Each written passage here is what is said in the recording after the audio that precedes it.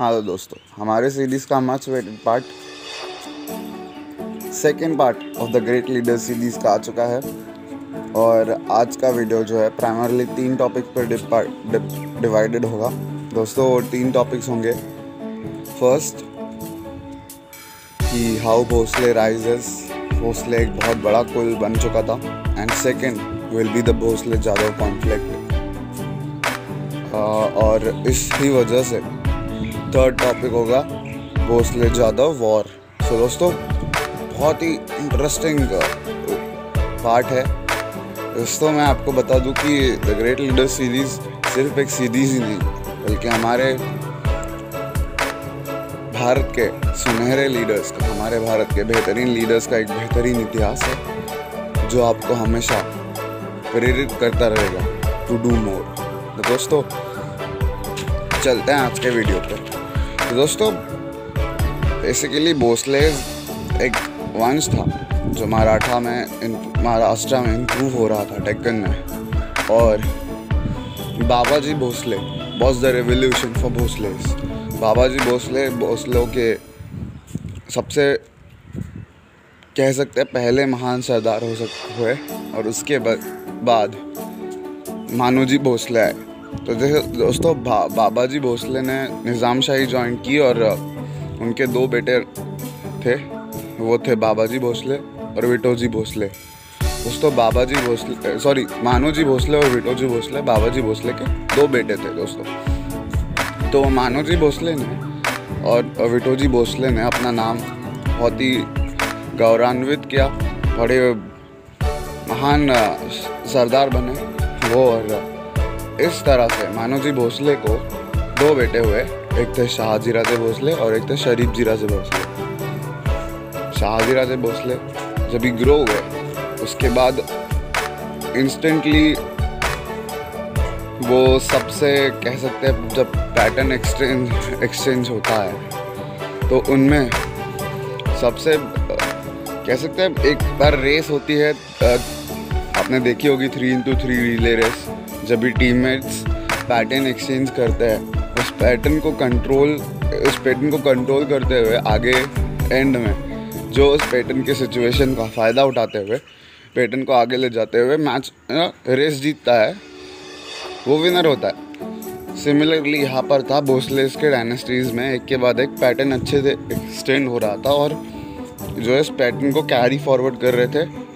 जैसे बाबाजी ने एक पैटर्न सेट किया, उसे कैरी फॉरवर्ड किया मानूजी भोसले ने, और मानूजी भोसले का पैटर्न कैरी फॉरवर्ड किया शाहजीराजे भोसले ने, और वो एक महान इंसान बन के उभरे। शाहजीराजे भोसले सिर्फ एक योद्धा ही नहीं बल्कि एक समझदार व्यक्ति थे, बहुत ही बुद्धिमत वाले इंसान थे, बड़े कुशाग्र बुद्धि थी उनकी, और काफ़ी बेहतरीन राजनीतिज्ञ थे, डिप्लोमैट थे बेहतरीन वो। तो ये सारे जब अगर आपके पास गुण हो, ये सारा जब आपके पास टैलेंट हो, तो बेसिकली आप तो वॉर में एडवांटेज तो होगा ही आपको। अब दोस्तों सेकंड टॉपिक पर मूव करता हूँ। जो भोसले का राइज है, मुझे लगता है, उम्मीद करता हूँ कि आप लोगों को समझ आ गया होगा कि कैसे भोसले का घराना राइज कर रहा था डेक्कन में। तो दोस्तों सेकंड टॉपिक पर आप आते हैं और वो होता है भोसले जादव कॉन्फ्लिक्ट। दोस्तों ये बात थी 1620 से 1630 के डेकेड की, जो मैं पिछले वीडियो में भी आपको बता चुका था कि महाराष्ट्र का सिचुएशन क्या था। तो अगर आपने वो वीडियो नहीं देखा होगा तो ज़रूर देख लीजिएगा। तो दोस्तों जो भोसले कॉन्फ्लिक्ट का स्टार्ट था, भोसले जादव कॉन्फ्लिक्ट का जो शुरुआत थी, वो बहुत ही अजीब सी शुरुआत थी दोस्तों। ये कहानी थी निज़ाम शाह के दौलताबाद के दरबार की। निज़ाम शाह का प्राइमरली जो कैपिटल सिटी हुआ करती थी वो थी दौलताबाद। तो दौलताबाद के उस दरबार की कहानी थी दोस्तों।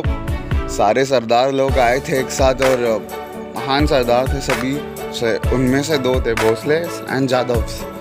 सो दोस्तों सारे लोग बैठे थे और बेसिकली सभी लोग सिचुएशन एनालाइज कर रहे थे। अभी आदिल शाह और निज़ाम शाह का कंटिन्यूसली वॉर होते जा, he is on their peak right now. बोल सकते हो कि वो बहुत अच्छे से ग्रो कर रहे थे। Adil Shah just building up their empire slowly and gradually. So they are just building their empire, Adil Shahs, and Nizam shahi was just thinking about the situation कि वो कैसे करे, फ्यूचर में क्या कर सकते हैं।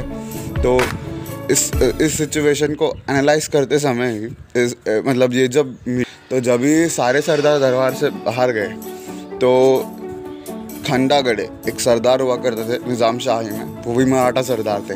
उनका एलिफेंट था दोस्तों। वो एलिफेंट को उसका रीजन तो नहीं पता, लेकिन वो काफ़ी ज़्यादा मतलब बोल सकते हैं पागल सा है ना, गुस्सा हो गया, फ्रस्ट्रेटेड, तो उड़ी और वो मराठा सैनिकों पे टूट पड़ा। काफ़ी सारे मराठा सैनिक, प्राइमरली जादव के सैनिक जो है उस पर मारे गए। तो दत्ताजी जादव ने उस हाथी पर आक्रमण किया और उस हाथी को मार दिया। तो उन्हें गुस्सा आया, जैसे अभी खंडागड़े को गुस्सा आ गया कि हमारा हाथी था, ठीक है, उसने हमला कर दिया तो आपको नहीं करना चाहिए था। तो दोस्तों खंडागड़े अकेले नहीं थे, क्योंकि खंडागड़े काफ़ी छोटे सरदार हुआ करते थे। उन्हें प्राइमरली सपोर्ट था संभाजी भोसले और केड़ोजी भोसले का, जो मैंने पहले ही बता चुका आपको। केड़ोजी भोसले कौन है और संभाजी भोसले कौन है। तो दोस्तों संभाजी भोसले और केड़ोजी भोसले, वापस मैं आपको एक बार एक्सप्लेन कर दूँ।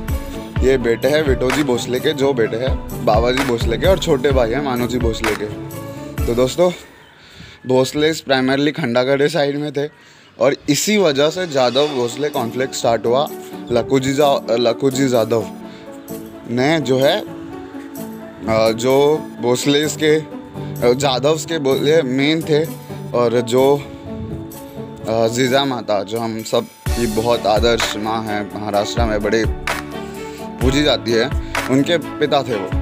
तो दोस्तों जादव्स का और भोसले का कॉन्फ्लिक्ट स्टार्ट होने के लिए ये रीज़न था। उसके बाद वो कॉन्फ्लिक्ट जो है बहुत बड़ा हुआ। तो दोस्तों थर्ड पॉइंट जो पहले कवर करना चाहिए था, मुझे लगता है निज़ाम शाही, और मतलब जो निज़ाम शाही सरदार थे, उन्होंने पहले तो शाहजी राजे भोसले की शादी हुई जीजा माता से, उसके वजह से। और जब भोसले जादव कॉन्फ्लिक्ट स्टार्ट हुआ दोस्तों, फिर जो थर्ड पॉइंट आता था वो दूलीबात की लड़ाई, जहाँ पर निज़ाम शाही और ने जो है भोसले जादव कॉन्फ्लिक्ट के वजह से त्रस्त होकर निज़ाम शाही वजीर मलिक अंबर ने लखुजी जादव राव को निज़ाम शाही से निष्कासित कर दिया।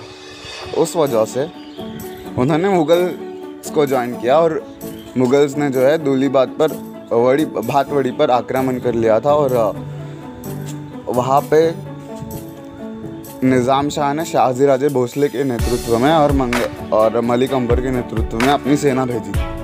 तो दोस्तों शाहजी राजे भोसले और लखुजी जादव राव एक दूसरे के सामने थे, बट दोस्तों प्राइमरली रिलेशन में दोनों दामाद और ससुर का रिलेशन था दोनों का बीच। तो फिर इस रिलेशन में वो एक दूसरे को युद्ध नहीं कर सकते थे, इसलिए शाहजी राजे भोसले ने जब भी लखुजी जादव राव थे तभी उन्होंने युद्ध नहीं किया और लखुजी जादव राव वहाँ से चले गए। उसके बाद शाहजी राजे भोसले ने उस युद्ध में जो है अपना नाम बहुत फेमस किया।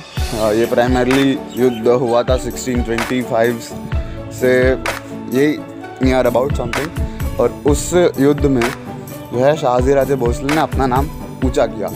तो इस वजह से भोसले का राइज जो है कंटिन्यू रहा, लेकिन जो भोसले जादव कॉन्फ्लिक्ट है काफ़ी टाइम तक नहीं चला, लेकिन उस समय तक तो काफ़ी हद तक ये हिट था ये जो कॉन्सेप्ट। तो दोस्तों ये थी एक बार फिर से pre birth situation of Shivaji Maharaj Deccan में, और मुझे लगता है कि आपको ये वीडियो ज़रूर पसंद आया होगा, इन्फॉर्मेटिव होगा। अगर आपको लगता है कि इन्फॉर्मेटिव है और ऐसे ही और वीडियोस आप देखना चाहते हैं और भी द ग्रेट लीडर्स सीरीज़ के पार्ट आप देखेंगे, तो दोस्तों तब तक के लिए आप सब्सक्राइब कर सकते हैं चैनल को और नोटिफिकेशन का बेल आइकन क्लिक कर सकते हैं, so that you will get the latest notification of every single video which I make. तब तक के लिए have a great day ahead and keep watching my videos.